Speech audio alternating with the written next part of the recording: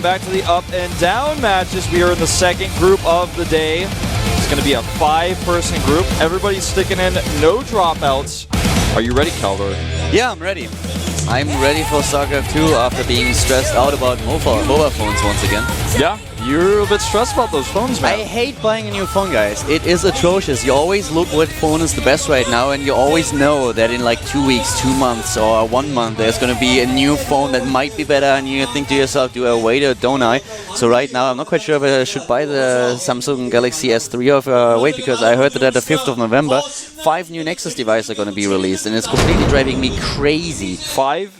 Yeah, apparently 5. So probably like a tablet and then some kind of a phablet. So this smartphone and tablet combination. But I think this one going to be a new Samsung and the Nexus Android thingy. And I don't know. Well, I see it. I'm in the position where I just tell myself to wait another year, so I don't have to worry about this now. I worry about this. You just got your new phone, like when? Like a year ago. Yeah, mine is like at least 2 years old. So I mean, I can wait. I could get a new phone if I wanted to, but I'm just gonna tell myself I'm gonna wait, because if you try to get a new phone, you face the problem you face right now is you constantly have to keep thinking about what else is going to be out there in a few months. But let's take a look at our results so far. Exactly. Here at the up and down matches. More certain than phones is that Ryung and Life will advance into Codas today. Exactly. It's a little bit more stressful than thinking about new devices too. So right now this is the games that we saw earlier today. And they were pretty good matches. Really interesting games, especially what Life played. And he's one of the 2 players that was able to get out of the group. Yeah, he really was. And here's a list of all the players so far able to get promoted. You can see just 1 Protoss making it so far, whereas we see 5 Terrans getting through. Sniper and Life making up the Zergs. And it's ironic that the only Protoss to make it through so far is actually the Polish Protoss, Mana, a foreigner. Yeah, exactly. Mana with a nice performance here in this group was able to defeat most players except for Bomber. The Terrans right now dominating a little bit in these up and down matches. And today in our group we have 2 Terran players fighting. 2 Terrans, 2 Zerg, and 1 Protoss player. Now, something to consider also, of course, are our seeds. Byun and Teja getting the seed for Terran, and that's really interesting to me. Seed, MC, Naniwa, of course, making the rest, and then Nesti, Symbol, Dongrigu. These are players who still remain in Code S, and here are today's players for the second group. We have SuHoSin, the former Xenix player who is now in StarTale, Alive, Maru, and we have Hero as well as Shine. So a really packed and stacked group. Just look at these players. Hero, of course, being a huge fan favorite. Maru, will he be able to get into Code S again? And what about Shine? He lost to Pold in the last round of Code A. Pold is here supporting his teammate. He wants, of course, to see Shine advance to Code S. Yes, he does. Now, Ohana is the map. And if you guys weren't aware, this does mean family. These guys are not family, though. They've never been on the same team before. They don't really know each other that well. They played each other on the live, they played each other in tournaments before. SuHoSin using the ID line in the past. He's here with the former Xenix coach actually working together, even though they're both now StarTale members. And he is ready to face Alive.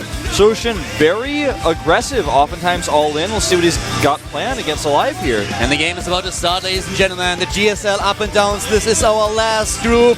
Who is able to get into Code S? Who will have to play Code A next season? We're going to find out right now with SuHoSin versus Alive being our first game.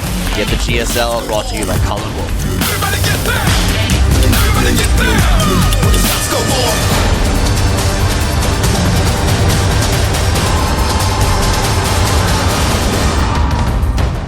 Starting to the top left is one of 2 Zerg players in today's group. It is the StarTale player. It is SuHoSin. Zerg in the red. Here we have him. In Code A in the first round, he actually defeated Vampire. He's also going for a 10 pool. Yeah. SuHoSin, once again, true to his style. Yep. Really aggressive. His opponent in the blue, Terran player for Fnatic, though, is actually putting his barracks a little bit interestingly placed. His ID is Fnatic Alive.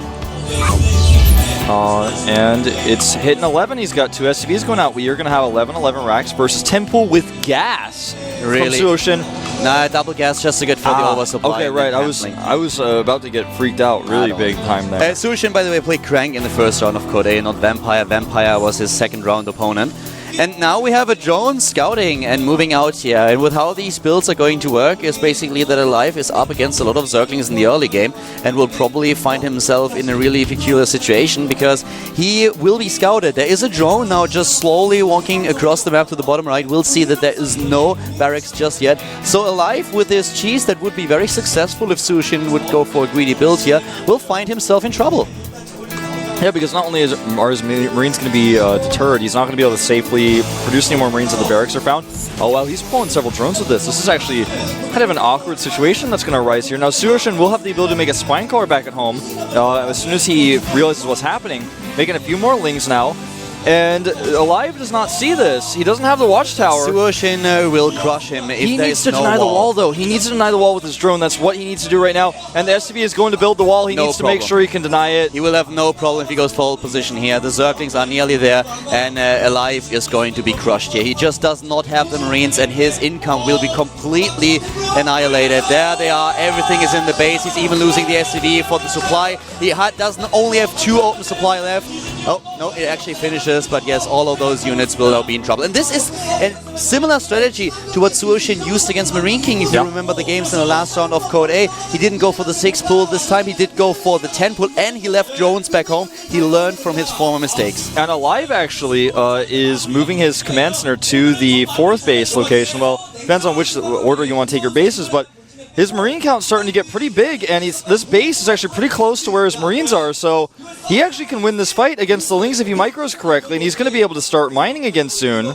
Yeah, but this time SuHoSin plays this a lot safer than he did against Marine King, so he learned from the mistakes that he did in the Code A matches, and now Alive has this base still available, but SuHoSin can do a lot of damage here if he catches those Marines, and Alive needs a bunker. He needs a bunker here in order to really be safe against what's coming, but now here comes the attack. Of course, the SCVs are being pulled immediately, and let's see how this is going to plan out. Yeah, there's another wave of 6 Lings that he wants to fight with. He does not want to fight without those. He lost several units already before this. The reinforcements are here, but now they appear on the other side of the line of sight blocker. Alive is not ready. Alive is definitely not ready. He's losing too many Marines at this point in time. He's trying to help with his SCVs, and actually a lot of these Zerglings are gone. The Harvester count right now is 8 to 5, and SuHoSin once again, after an aggressive pull, finds himself at a disadvantage, at a huge disadvantage at that. I don't think he's going to be able to pull this off if Alive micros correctly here. Do you know what would have been much smarter for SuHoSin to actually leave 1 or 2 Zerglings or even all of the Lings and kill the supply depots first? Then Alive wouldn't have been able to build any additional units. Absolutely. If he could have done that, that would have been very much so better for him. Now Alive will be trapped here with his Marines, but in the end his micro is just too good. SuHoSin is going to find himself down a game here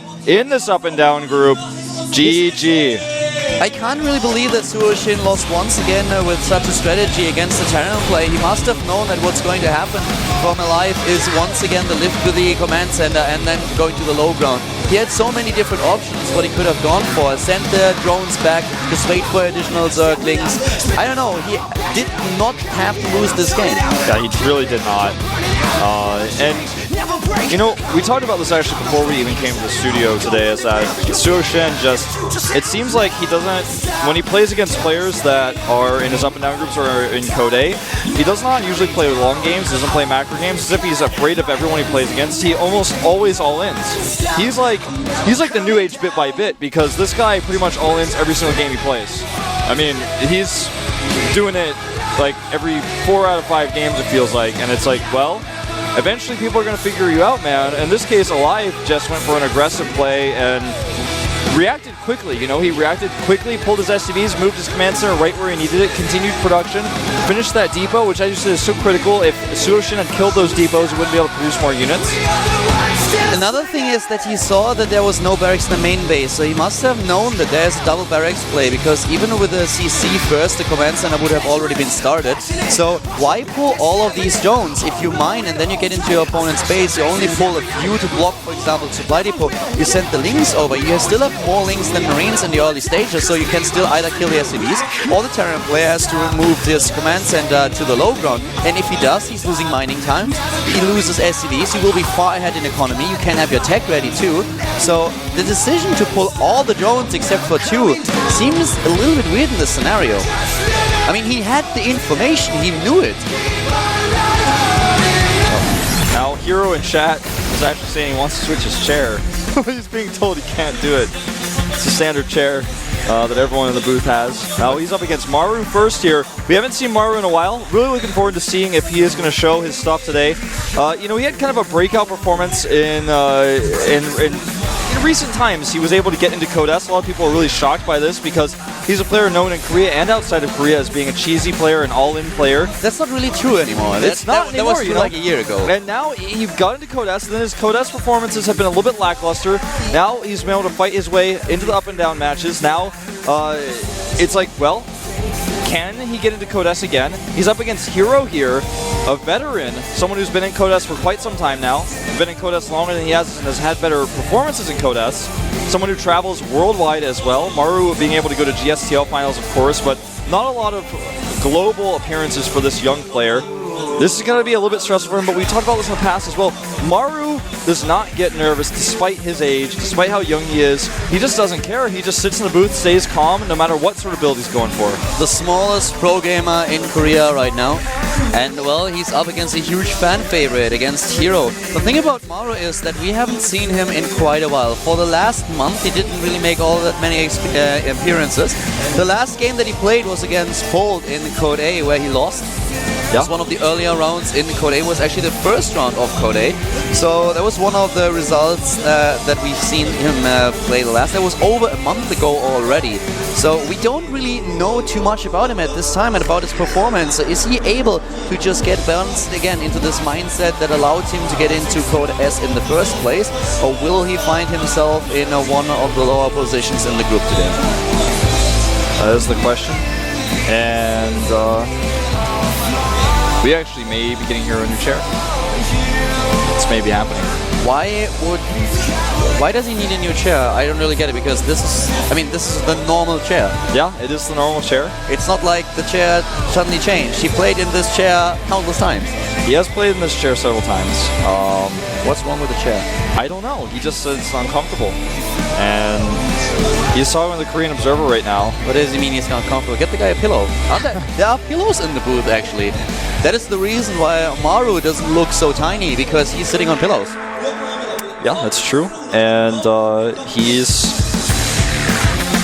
Maru, man. He's just got so much potential. I feel like I'm hoping that he's going to continue to show us great games. I mean, when I see him in the booth, you know, when you see him on screen there, it doesn't really tell the real story of how small this guy really is. And the funny thing is, he always looks like someone who already played in the booth like at least 2,000 times. You know what I mean? Exactly. Who has been around for 10 years.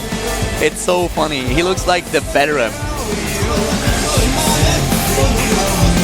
Yeah, he really does. He's like, can we please get this started, guys? I mean, come on. I'm waiting. Yeah, he's reading the chat, and I'm gonna actually... Hero looks a little bit stressed out here in comparison to Maru. I mean, for Hero, of course, this is a little bit weird right now. If something is wrong with the chair, they should get a new one. They changed it. I just verified, yeah. Yeah, they changed the chair. Okay, can I have the chair? I wanna test the chair. I wanna check out what's wrong with the chair.